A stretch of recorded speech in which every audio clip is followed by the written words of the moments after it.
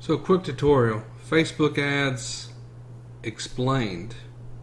So this is going to go cover some basic stuff for you. First thing you're going to do with Facebook ads, you're going to research. You're going to figure out who you're targeting, which obviously here we're looking for motivated sellers. So we're going to research what those motivated sellers typically are, and we all know there's like tax delinquents, foreclosures, probates, you name it. There's all these different types of motivated sellers that we can target. You want to set the bait. You got an ad, you got a funnel, and you got a sale and a contract, right? So this is where you make your money. So on the research, what do motivated sellers care about? What's their biggest problem? What do they want the most? So most of them just want to get rid of their house. They are tired of trying to fix it up, or they're tired of maintaining it, they're tired of paying the taxes, or they can't pay their mortgage, they lost their job. So figuring out what their problem is, the research, and that's how you write your copy and you set your bait. And will the bait work? You got to get their attention. Use a video, use emojis, whatever you got to use, get their attention. Do they really want your bait? So you want to make sure that you're targeting people and your copy targets people that fit your research. So if it's a foreclosure, your bait needs to be on how to avoid foreclosure. If it's a probate, it needs to be talking about what to do with inherited properties, or figuring out the easiest way to sell a property, whatever the case may be. You need to show credibility, which means you need to be able to show testimonies.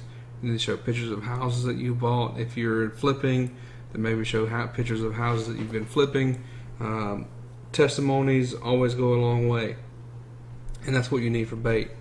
As far as the ad goes, you need to hit all the points in the ad in your copy. If you're doing a general one, like the one I'm going to show you here in a second on how to set up, like a very basic ad copy that grabs your attention, that hits all the basic pain points of why somebody would want to sell a home fast, and or why they don't want to go with a realtor, this is going to be your ad. So you want to hit all the points. So that means hit the pain points and the desires. So if it's a foreclosure and you're targeting foreclosures, you want to hit the pain points of what a foreclosure can do to you, and like how it sits on your record, and how it can prevent you from getting another home for so many years, and all of these things you want to basically break down to the ad and make it a very appealing read for somebody. You want to get their attention, hit their pain points, and hit their desires, because obviously if they're going through a problem or they have a problem, then they desire to get out of that problem, and you're there to tell them how you can get out of that problem.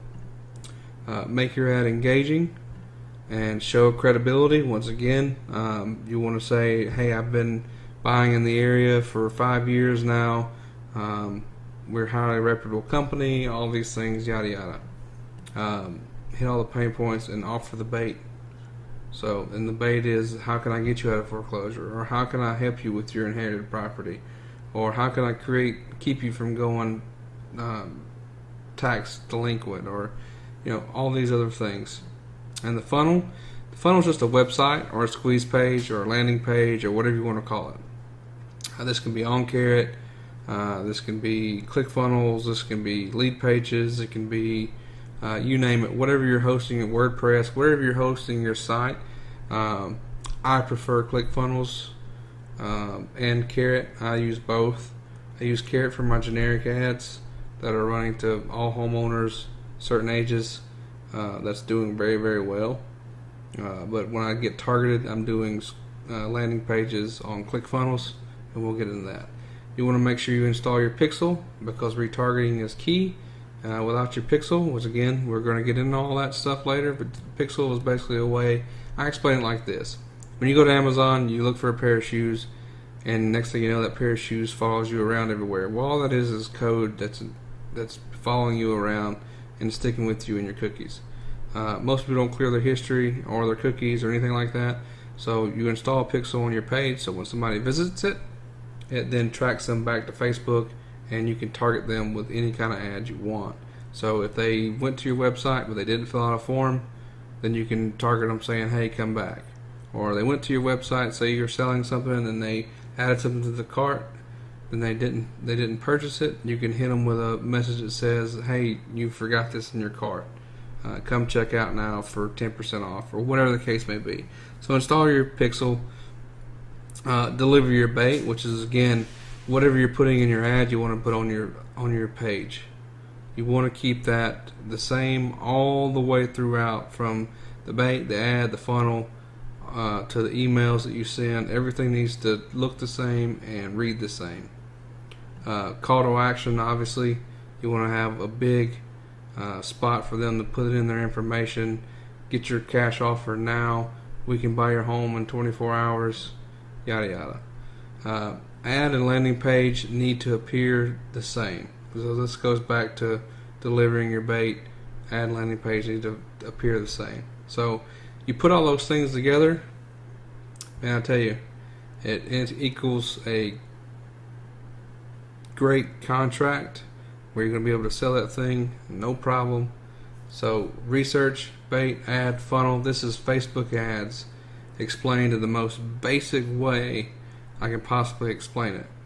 Again, this is very elementary here. So this is about as easy and as simple as I can break down how to set up a Facebook ad and what it looks like. So hopefully this helps you guys with some Facebook ads explained. If not, if you have any questions, you know where to find me. Hit me up.